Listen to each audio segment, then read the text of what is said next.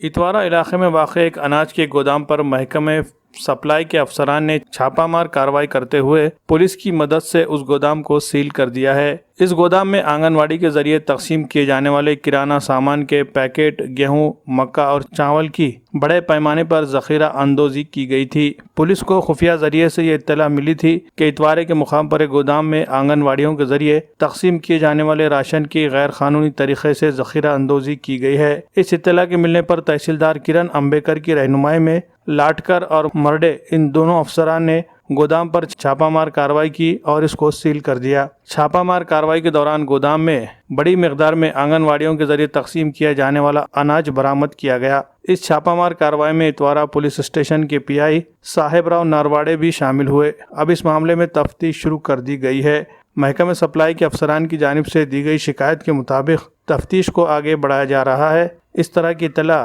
Pi Sahebrao Narwade ने दी है।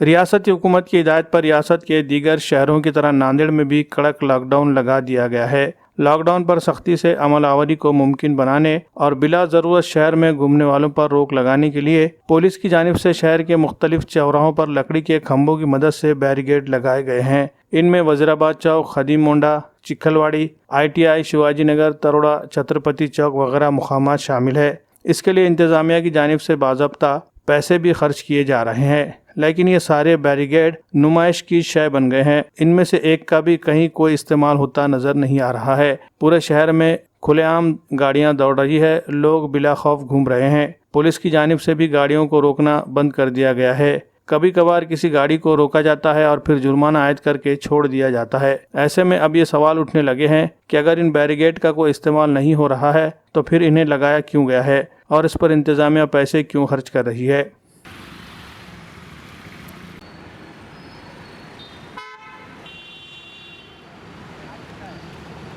Bhokar police station में खिदमत अंजाम देने वाले साबिक फौजदार सूर्यकांत बराजदार को अदालत ने बाइज्जत बरी कर दिया है। इस मामले में एडवोकेट नितिन सोन कामड़े ने अहम रोल अदा किया है। इस सिलसिले में मिलने वाली तफसीलात के मुताबिक भोकर पुलिस स्टेशन में खिदमत अंजाम देने वाले साबिक पुलिस एहलकार सूर्यकांत बराजदार के खिलाफ 22 दिसंबर 2005 को ताज़रात हिंद की दफ़ा 420, 409 के तहत मुकदमा दर्ज किया गया था।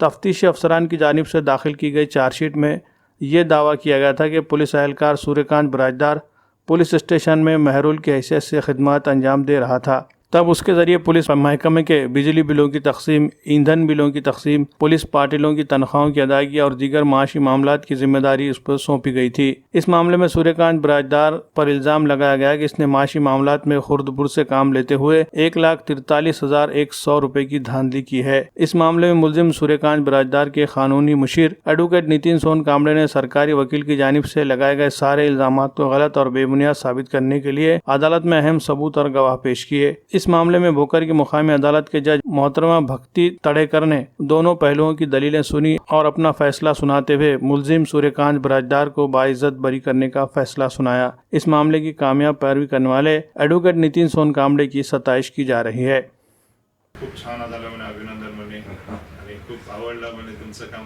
अगोदर पोलीस स्टेशन भोकर येथे डिसेंबर 2005 मध्ये एक गुन्हा दाखल केला होता. त्या गुन्ह्यामध्ये असं म्हणणं होतं की जे इंधन शरणप्पा बिराजदार आहेत ASI ते तिथं कार्यरत होतं व त्यांच्या हातावर मोहरील म्हणून काम करायचे. ते म्हणजे मोहरीलचं काम असं होतं की जे इंधन चे बिल, वीज बिल, पोलीस पाटलांचे मानधन व इतर काही खर्च असतो तो खर्च ते मोहरील काम करायचे. परंतु तिथे असं झालं की डिसेंबर 2005 मध्ये असं त्यांना आढळून आलं की जे माझे पक्षकार आहेत सूर्यकांत बिराजदार ते त्यांनी 1,43,200 रुपयांचा अपहार केला व त्या अपहाराच्या गुन्ह्यामध्ये त्यांना आरोपी केलं व त्याच्यावर गुन्हा दाखल करून त्यांना अटक केली व त्याच्यानंतर न्यायालयामध्ये दोषारोप दाखल केलं होतं. सदरील गुन्हा दाखल करण्या अगोदर त्या पोलीस प्रशासनाने रीतसर माजी पोलीस अधीक्षक फतेहसिंग पाटील यांची 2005मध्ये परवानगी घेतली. त्या परवानगीच्या आदेशानंतर त्यांनी गुन्हा दाखल केला. पण जेव्हा तपास केला तर पोलिसांनी तपासादरम्यान असे दोषारोप न्यायालयात प्रोड्यूस केलं आहे की जे माझे जे क्लायंट आहेत पक्षकार यांनी 1,43,000 रुपये 200 रुपयांचा अपहार केला व त्यांना 420 व 409 ह्या कलमांतर्गत शिक्षा व्हावी म्हणून त्यांनी दोषारोप दाखल केला. जेव्हा सरकारी पक्षाने जी बाजू मांडली, सरकारी पक्षाची बाजू व आरोपी पक्षाची बाजू, दोन्ही पक्षांची बाजू ऐकून घेत न्यायालयाने असा निवाडा केला की जे पोलीस प्रशासनाने 420-409चे आरोप जर लावले बरोबर आहे, परंतु जे पोलीस प्रशासनाने जेव्हा ऑडिट केलं होतं त्या ऑडिटमध्ये त्यांना काही प्रमाणामध्ये अमाऊंट रकमेचे निग्लिजन्सी आढळून आली की बाबा काही रक्कम वाटलेली आहे पण ती नोंद करण्यात आलेली नाही. नोंद न करण्यात आलेल्यामुळे त्यांनी त्यांच्यावर गुन्हा दाखल केला होता. परंतु आम्ही कोर्टापुढे अशी बाजू मांडली की निष्काळजीपणा आणि मिसअप्रोप्रिएशन म्हणजे अपहार वेगळी गोष्ट आहे, निष्काळजीपणा वेगळी गोष्ट आहे. जेव्हा माझ्या पक्षकारांना अरेस्ट केली त्यानंतर त्यांना 6 ते 7 वर्ष सस्पेंड करण्यात आलं होतं व सस्पेंड केल्यानंतर त्यांना एक 2 वर्षानंतर त्यांचं रिटायरमेंट पण झालं. माझ्या पूर्ण पक्षकारांनी 39 वर्ष 6 महिन्याची एकूण सर्व्हिस केली होती व त्या सर्व्हिसमध्ये एकही आरोप लावला नव्हता ह्या गुन्ह्याला सोडलं तर. जेव्हा पोलीस प्रशासनाने जे आरोप लावले होते म्हणजे मॅक्झिमम ह्याच्यामध्ये DYSP रँकचे, पोलीस इन्स्पेक्टर रँकचे आणि इतर पोलीस कॉन्स्टेबल हे मॅक्झिमम कर्मचारी हे साक्षीदार सरकारी बाजूतर्फे साक्षी दिलेली होती.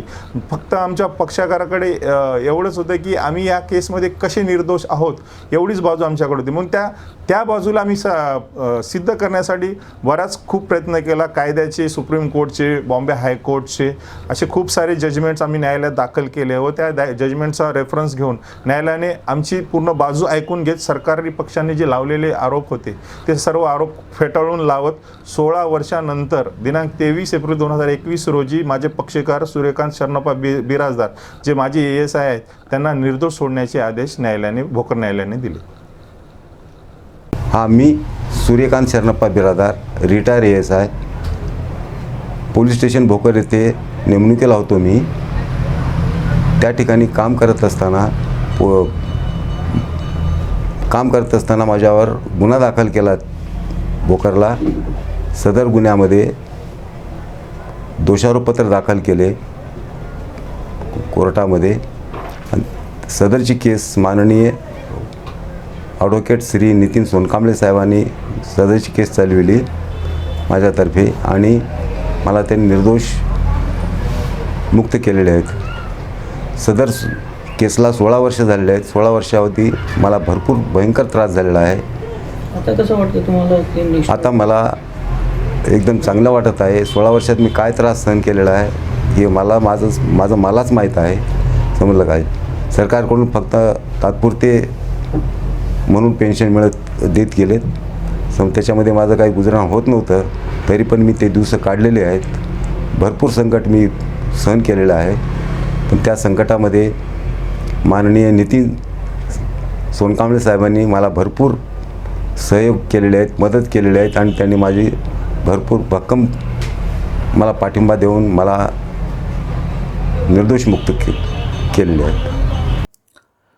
लॉकडाउन के मुश्किल हालात में लोग दाने दाने को तरस रहे हैं। गरीब और बेसहारा लोगों के अलावा अस्पतालों में मरीजों के इलाज के लिए दौड़ धूप करने वाले उनके रिश्तेदारों के लिए 2 वक्त के खाने का बंदोबस्त करना भी मुश्किल हो गया है। ऐसे में बीजेपी के मकामी लीडरान की जानिब से पिछले 13 दिनों से फूड पैकेट तकसीम करने का एक सिलसिला चल रहा है। इसी के तहत रोजाना किसी एक बीजेपी के मकामी लीडर से ताउन लेकर लोगों में फूड पैकेट तकसीम किए जा रहे हैं। सहारा जरूरतमंदों का इस उन्वान के तहत ये सिलसिला जारी है। सरकारी अस्पताल के अलावा दीगर कई खानगी अस्पतालों के सामने ही लोग बेहतरीन क्वालिटी का खाना तैयार करके तकसीम कर रहे हैं। रोजाना 1000 फूड पैकेट तकसीम किए जा रहे हैं। इस काम में बीजेपी के रुकने पार्लियामेंट प्रताप पाटिल चिखलीकर की भी मुकम्मल रहनुमाई और इमदाद हासिल हो रही है। पिछले 13 दिनों से तकरीबन 13,000 फूड पैकेट तकसीम हो चुके हैं। जुमेरात के दिन नांदेड़ जिला मध्यवर्ती बैंक के संचालक और बीजेपी जिला सेक्रेटरी प्रवीण पाटिल चिखलीकर की जानिब से 1000 फूड पैकेट की धर्मभूषण एडवोकेट दिलीप ठाकुर के हाथों तकसीम अमल में आई। फूड पैकेट तकसीम के इस प्रोग्राम से लोगों को काफी फायदा मिल रहा है। भारतीय जनता पार्टी नांदेड़ महानगर के जानिब से हर दिन 1000 टिफ़िन भोजन के पैकेट्स हम बांटते हैं। हमारे नांदेड़ के लोकप्रिय एमपी प्रतापराव पाटिल चिखलीकर, इन्होंने ये हमें आइडिया दी थी। उसके मार्गदर्शन में हमारे जिलाध्यक्ष प्रवीण जी साले, ग्रामीण के जिलाध्यक्ष वेंकटराव पाटिल गोजेगांवकर और बाकी सभी हम कार्यकर्ताओं ने मिलकर ये एक उपक्रम रखाया है। आधार गरजूंना, नीडी लोगों के हेल्प के लिए, ऐसा इसका नाम है। ये आज इसका 13वां दिन है। आज के दिन हमारे एमपी साहब के लड़के जो बैंक के डायरेक्टर है और जेडपी के सदस्य है प्रवीण पाटिल चिखलीकर, इनके ओर से ये 1000 डब्बे आज दिए जा रहे हैं। आज का दिन पकड़े तो टोटल अभी तक 13,000 हमने टिफ़िन दिए हैं। ये टिफ़िन नांदेड़ के हॉस्पिटल के अलग अलग 8 एरिया में बांटे जाते हैं, जैसा कि सिविल हॉस्पिटल विष्णुपुरी, आयुर्वेदिक हॉस्पिटल, यहाँ का श्री गुरु गोविंद सिंह जी हॉस्पिटल, बोरबन का एरिया, डॉक्टर लेन का एरिया, फिर उसके बाद आधार के बाजू में जो शिवाजी नगर एरिया है और दत्तनगर अन्ना भाऊ साठे परिसर, वहाँ पे ऐसे 8 जगहों पे ये टिफ़िन बांटे जाते हैं। टिफ़िन में रोटी, भाजी, दाल, चावल और पानी की बोतल रहती है।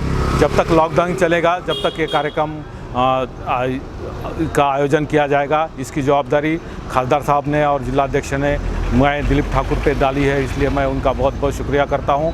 आपके माध्यम से मैं तमाम जनता से अपील करता हूं कि सोशल डिस्टेंस का पालन करें। जो वैक्सीन मिल रही है, गवर्नमेंट दे रही है, वो वैक्सीन ले और जब तुम्हारे को ज़रूरत हो तभी घर के बाहर निकले। भारतीय जनता पार्टी आपका कोई भी काम करने के लिए तैयार है। धन्यवाद।